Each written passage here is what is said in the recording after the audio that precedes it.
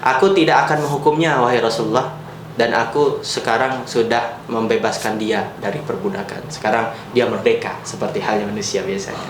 Lalu apa yang dikatakan Nabi? Allah telah memberikan kepadaku keberkahan 8 dirham.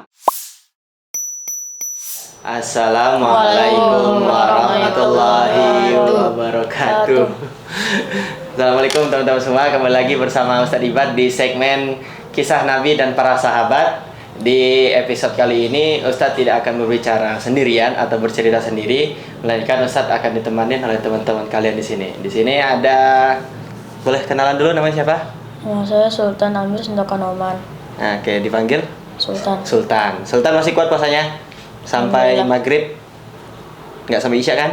Nggak boleh. Oh iya bener, cerdas sih. Lanjut, sebelah Sultan. Nama saya Muhammad Irsan Ramadhani, dipanggil Irsan. Oke. Tapi kayaknya pernah dengar juga nih. Kamu juga dipanggil Ican ya? Iya, oke. Ican aja ya. Oke, Ican masih kuat rasanya? Alhamdulillah, sip. Sampai maghrib apa sampai isya?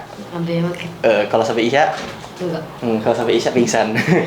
Oke. Nah, baik teman-teman sekalian, di sini Ustadz akan cerita tentang kisah Nabi dan uang 8 dirham. Kalian tahu uang dirham nggak? Belum tahu. Sultan nggak tahu? Ican nggak tahu? Uang dirham itu uang yang dalam bentuk koin kayak gini, tapi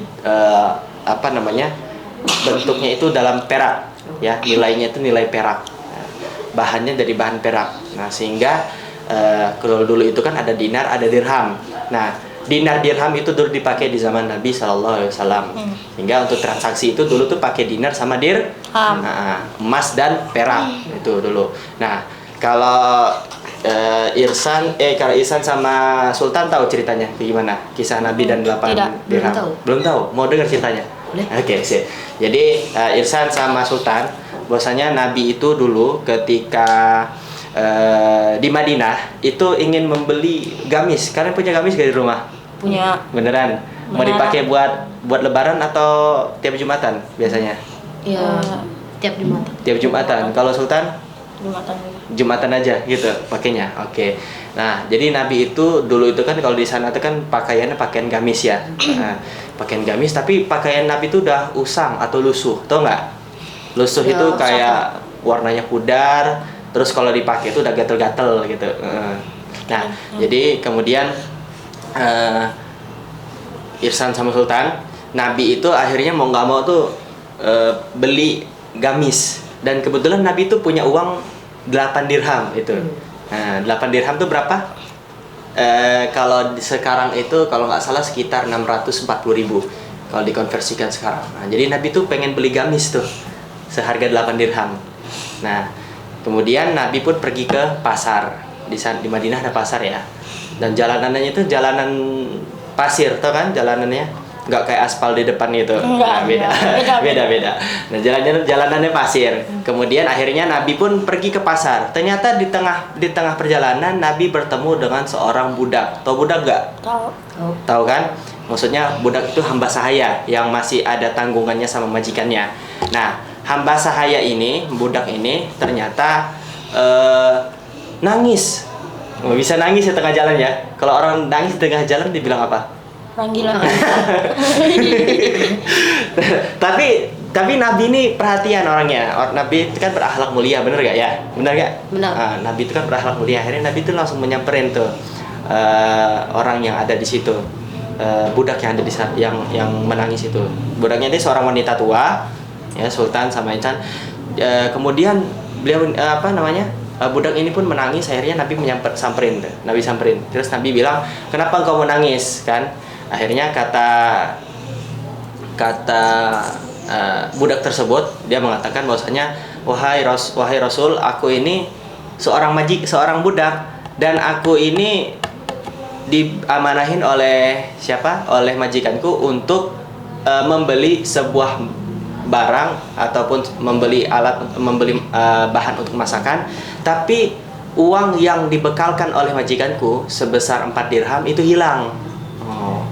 nggak itu ya, maksudnya dia takut mau pulang lagi ke rumah majikannya. Akhirnya 4 dirham itu pun karena Nabi kebetulan punya berapa dirham tadi? 8 dirham. 8 dirham. Akhirnya Nabi mengasihkan 4 dirhamnya itu ke majikannya. Bukan ke majikan, ke budaknya. Kok majikan sih? Budaknya, ngasih ke budaknya 4 dirham tersebut. Akhirnya budak itu pun akhirnya bilang berterima kasih kepada Nabi, kepada Nabi, dan akhirnya budak itu pun pulang kan. Kemudian Nabi di tengah jalan itu bertemu bertemu kalau tidak salah 2 dirham lagi itu bukan kan. Dan akhirnya Nabi pun pergi ke sebuah toko. Sebuah toko yang dimana di situ tuh toko tersebut akhirnya menjual sebuah gamis, Nah, menjual gamis, akhirnya Nabi ini membeli gamis itu sebesar 4 dirham, ya.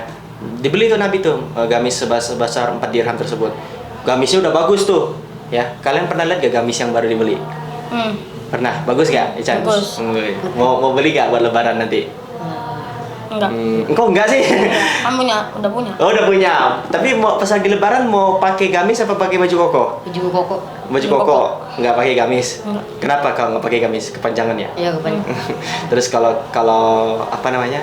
Panjang nggak sih gamis kalian tuh sampai ke tanah nggak, nyentuh tanah nggak? Enggak. kayak apa? Kayak sarung kedodoran gitu nggak ya?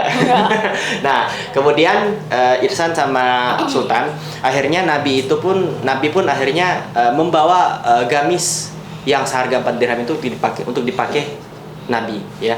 Nah, kemudian tiba-tiba Nabi itu melihat di tengah jalan ada orang yang berteriak, orang miskin berteriak. Dia bertelanjang dada. Dia mengatakan kepada orang di luar sana, barang siapa yang dikehendaki Allah, maka barang siapa yang dikehendaki Allah, maka Allah akan memberikannya pakaian di hari kiamat. Lalu Nabi tersentak dong dengarnya. Wah, beneran nih. Akhirnya Nabi pun langsung menyampaikan akhirnya Nabi dengan gamis yang baru dipakai itu, yang baru dibeli, ya udah dipakai sama Nabi, ternyata dibuka lagi sama Nabi, dikasih ke orang tersebut. Akhirnya Nabi pakai gamis yang lusuh lagi, gitu. Nah, tapi saya nggak sih, kalian udah beli baju dikasih ke orang, mau nggak sih, mau dikasih nggak sih? Beneran? Enggak kan?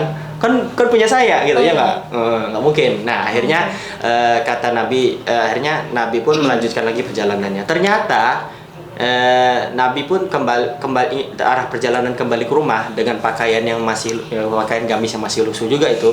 Setelah gamisnya tadi dipakai sama siapa? Dikasih ke siapa? Orang miskin tadi ya. Nah, orang miskin tadi yang telanjang dada akhirnya punya pakaian yang baru dari Nabi. Nah, akhirnya bertemu tuh Nabi kembali lagi dengan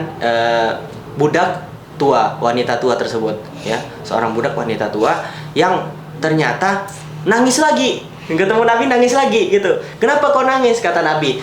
Iya, Rasulullah, aku nangis karena aku ini kalau nanti pulang aku takut dihukum oleh majikanku, kata Nabi. Takut dihukum oleh majikanku. Jadi aku tidak bisa pulang. Akhirnya kata Nabi, "Oke, kalau gitu kamu pulang bersama denganku, nanti aku akan datang juga bertemu dengan majikanmu." Oh, dulu tuh orang tuh kayak gitu ya. Kalau zaman dulu. Kalau sekarang kan udah nggak ada lagi perbudakan. Kalau dulu tuh perbudakan itu lumrah di mata orang, tapi Islam menghapus perbudakan pada saat itu. Nah, kemudian selanjutnya Irsan sama Sultan ya. Ini Irsan, ini Sultan, benar ya? Iya. Nggak ketukar kan? Iya. Nah, kemudian akhirnya Nabi dan budak wanita tua tersebut datang menemui majikan si budak wanita tua tersebut. Akhirnya mau nggak mau kan kalau mau datang ke rumah orang ngapain? Salam dulu, ya kan? Nggak mungkin menyelonong buka aja kan? Lu kira pencuri? Nggak mungkin. Nggak. Nah, akhirnya Nabi pun mengetok pintu 3 kali. 3 kali apa 2 kali? 3 kali. 3 kali. Kalau 2 kali orang lain. Nah, akhirnya Nabi pun mengetok pintu untuk pertama kalinya. Mengetok pintu sekali ke rumah majikannya, bilang assalamualaikum. Nggak ada tuh orangnya. Terus ketok lagi 2 kali, assalamualaikum, masih ada lagi orangnya. Lalu akhirnya ketok yang ketiga kalinya, Nabi dengan lantang mengetok pintunya, assalamualaikum. Akhirnya majikannya keluar. Ketika majikannya keluar melihat ternyata yang mengetok pintu itu ternyata Nabi Muhammad Sallallahu Alaihi Wasallam. Nah, ternyata majikan tersebut pun mengatakan Nabi pun mengatakan kepada majikan tersebut, kenapa engkau tidak membuka pintu ketika aku mengetok untuk yang pertama dan kedua kalinya, kata Nabi.